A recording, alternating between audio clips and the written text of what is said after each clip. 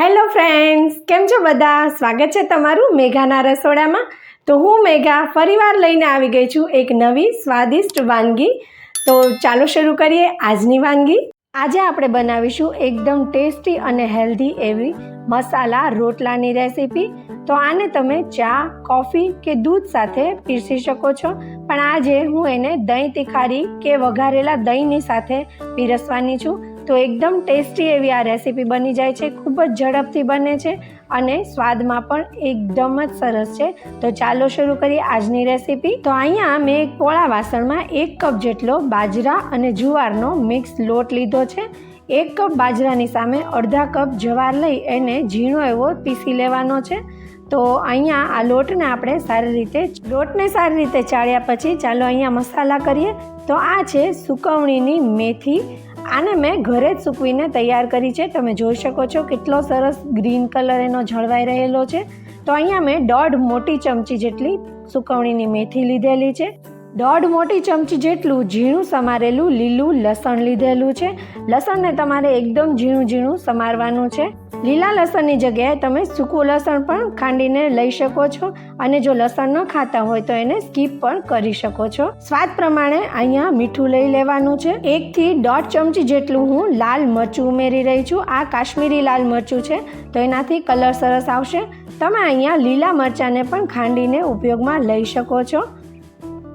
અડધી ચમચી જેટલી હળદર ઉમેરીશું. 1/4 ટીસ્પૂન જેટલી અહીંયા હિંગ ઉમેરીશું. હિંગ બિલકુલ ઓપ્શનલ છે, તમે એને સ્કીપ પણ કરી શકો છો.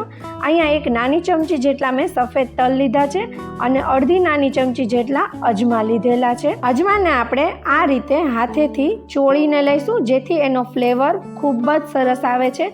જ્યારે પણ તમે કોઈ પણ વસ્તુમાં અજમા ઉમેરો તો એને આ રીતે જ ઉમેરવાના, એનાથી એનો ટેસ્ટ ખૂબ સરસ આવે છે. હવે આપણે તલ ઉમેરીશું. થોડા તલ આપણે રહેવા દઈશું, પછી એનો ઉપયોગ કરીશું. તો સાઈડમાં મૂકી દઈએ. આ બધા જ મસાલાને આપણે લોટમાં સારી રીતે મિક્સ કરી લેવાનું છે. શિયાળામાં તમારા ઘરે કઈ સ્પેશિયલ વાનગી બને છે મને જ કમેન્ટ કરીને જરૂરથી કહેશો. મને તમારા બધાની કોમેન્ટ વાંચવી ખૂબ જ ગમે છે અને હું એનો શક્ય હોય તો રિપ્લાય પણ આપું છું. તો આપણે સારી રીતે લોટમાં મસાલાને મિક્સ કરી લીધેલું છે. હવે એમાં આપણે થોડું કરીને પાણી ઉમેરવાનું છે. એક સાથે પાણી નહીં ઉમેરવાનું. રોટલાના લોટમાં જેટલું ધીમે પાણી ઉમેરી એને મસળશો એમ તમારો રોટલો ખૂબ જ સરસ બનશે. તો આ રીતે થોડું પાણી ઉમેરીને આપણે એને સારી રીતે મિક્સ કરી થોડું પાણી ઉમેરી મેં લોટને આ રીતે ભેગો કરી દીધો છે. હવે એને આપણે 2 ભાગમાં વહેંચીશું. 1 ભાગ લેવાનો છે જેને આપણે સારી રીતે મસળીશું. તો હાથને આ રીતે પાણીથી થોડો ભીનો કરવાનો છે અને આ રીતે લોટને મસળવાનો છે. આ રીતે લોટને મસળવાથી તમારો મસાલાવાળો રોટલો એકદમ જ સરસ થશે. તો હથેળીનો જે આ ભાગ હોય એનાથી આપણે રોટલાના લોટને આ રીતે મસળવાનો છે. 2 થી 3 મિનિટ સુધી હાથની આ રીતે કસરત કર્યા પછી તમે જોઈ શકો છો આપણો લોટ કેટલો સરસ થઈ ગયો છે. હવે હું તમને બંને લોટ બતાવું. જો આ જે મસળ્યો નથી એ લોટ અને આ મસળેલો લોટ. તો મસળ્યો નથી એ લોટ થોડો કડક પણ છે અને એમાં ક્રેક પડે છે, જ્યારે આ લોટ એકદમ સ્મૂથ થઈ ગયો છે અને થોડો સોફ્ટ થઈ ગયો છે, કારણ કે આપણે પાણી વાળો હાથ કરીને લોટને મસળ્યો છે. તો ચાલો હવે જોઈએ આના આપણે મસાલાવાળા રોટલા કેવી રીતે બનાવીશું. તો અહીંયા મેં એક પાટલી લઈ લીધી છે. હા ફ્રેન્ડ્સ, મસાલાવાળો રોટલો હંમેશા પાટલી ઉપર કરવામાં આવે છે, કારણ કે એ જાડો નથી સારો લાગતો, એને પાતળો જ બનાવવો પડે છે. તો એ હાથેથી ઘડીને કરવો થોડો મુશ્કેલ છે. તો પાટલી ઉપર મેં થોડો કોરો લોટ છાંટી દીધો છે અને જે લુવો કર્યો હતો આપણે લોટનો એને આ રીતે થોડો આપણે કરી દઈશું અને થોડો હાથેથી એને થેપી લેવાનો છે. ખાસ ધ્યાન રાખવું કે એને વચ્ચેથી કરવાનો નથી, એને સાઈડમાંથી જ થેપાવવો જોઈએ, સાઈડમાંથી જ એને મોટો થવો જોઈએ. તો આ રીતે થોડો કર્યા પછી એને આપણે પાટલી ઉપર મૂકીશું.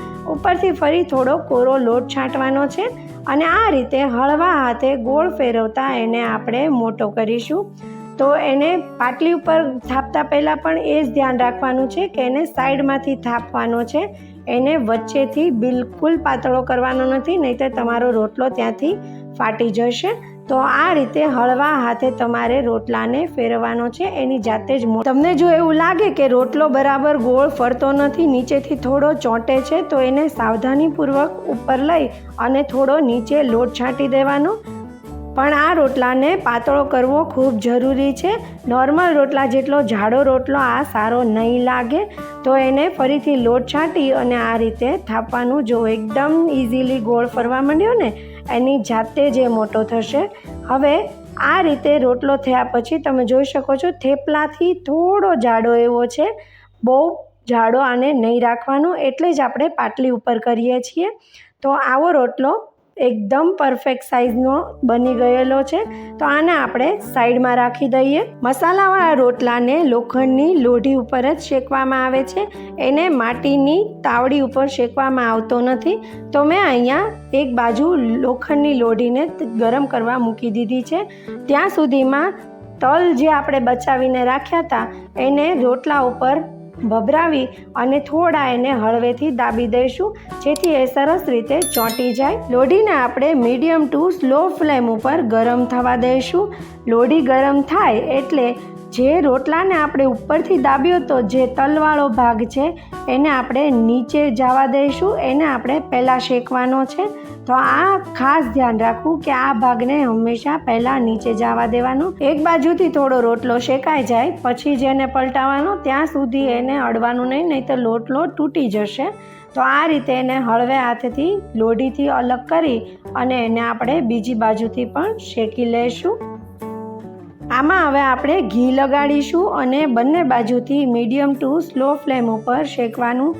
ફાસ્ટ ગેસ નહીં કરવાનો, નહીં તો રોટલો અંદરથી કાચો રહેશે, સારો નહીં બને. અને જો બહુ જ સ્લો ગેસ રાખશો તો રોટલો થોડો ચવડાઈ જશે, એટલે મીડિયમ ફ્લેમ પર જ એને શેકવાનો. આમાં સારા એવા પ્રમાણમાં ઘી ઉમેરવામાં આવે છે, જેથી એનો ટેસ્ટ ખૂબ સરસ આવે છે. રોટલો થોડો શેકાય પછી તવેથાથી આ રીતે એમાં કાણા પાડીશું, જેથી એમાં સારી રીતે અંદર ઘી સમાઈ શકે. તો રોટલાને આ રીતે ગોલ્ડન બ્રાઉન થાય ત્યાં સુધી બંને બાજુ શેકી લેવાનો છે.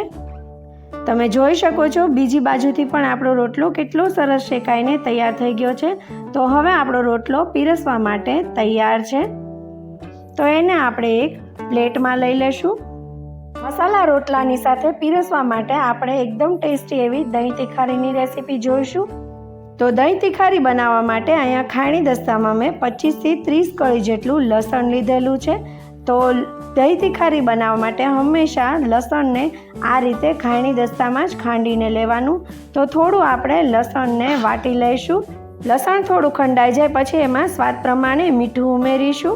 અહીંયા 4 થી 5 ચમચી જેટલું હું કાશ્મીરી લાલ મરચું ઉમેરી રહી છું. તમે તમારી તીખાશ પ્રમાણે અહીંયા તીખું મરચું પણ ઉમેરી શકો છો અને એક લીલું મરચું પણ આમાં ઉમેરી શકો છો. તમને જે રીતે તીખાશ ફાવે એ રીતે તમારે ઉમેરવાનું. 1.5 ચમચી જેટલું અહીંયા હું ધાણા જીરું ઉમેરી રહી છું. હવે આને સરસ રીતે આપણે ખાંડી લઈએ. તો અહીંયા આપણી લસણની ચટણી એકદમ સરસ રીતે ખંડાઈને તૈયાર થઈ ગઈ છે. તો આને આપણે સાઈડમાં મૂકી દઈએ. તો અહીંયા મેં એક જાડા તળિયાવાળું લોયું લીધેલું છે, એમાં 1 થી 1.5 મોટી ચમચી જેટલું તેલ ઉમેરી દઈશું અને આને ગરમ કરીશું. તેલ સરસ રીતે આપણે ગરમ કરવાનું છે.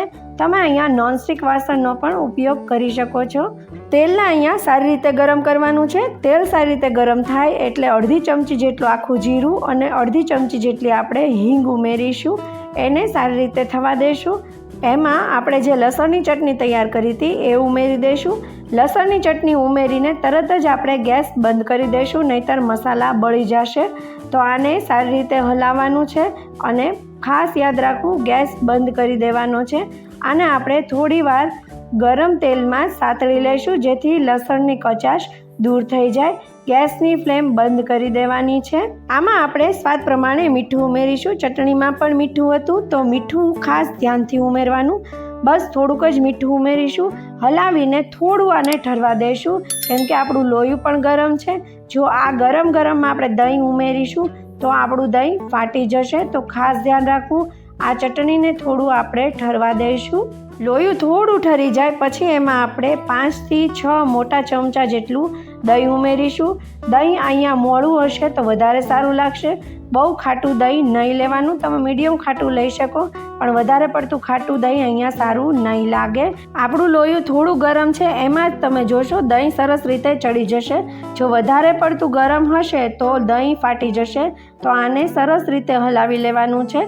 તો તૈયાર છે આપણી દહીં તિખારી. અહીંયા હું ઉપરથી ઝીણું સમારેલું લીલું લસણ ઉમેરી રહી છું. આ બિલકુલ ઓપ્શનલ છે, પણ આનો ટેસ્ટ એકદમ સરસ આવે છે. તમે એકવાર જરૂરથી ટ્રાય કરીને જોઈશો અને મને કમેન્ટમાં લખવાનું ભૂલતા નહીં કે તમને આ રેસીપી કેવી લાગી. તો તૈયાર છે આપણો એકદમ ટેસ્ટી એવો મસાલાવાળો રોટલો અને સાથે એકદમ ટેસ્ટી એવી તીખી દહીંની તિખારી અથવા તો વઘારેલું દહીં. તમને અમારી રેસીપી કેવી લાગી કોમેન્ટ કરીને જરૂરથી કહેશો. જો વિડીયો ગમ્યો હોય તો લાઈક કરવાનું ભૂલશો નહીં અને મારી ચેનલને સબસ્ક્રાઈબ કરી દેજો. સાથે બાજુમાં રહેલું બેલ આઇકન જરૂરથી દબાવી દેવું, જેથી જ્યારે પણ નવી રેસીપી અપલોડ થાય તમને એનું નોટિફિકેશન મળી જાય. તો ફરી મળીશું એક નવી વાનગી સાથે. ત્યાં સુધી આવજો. Bye bye.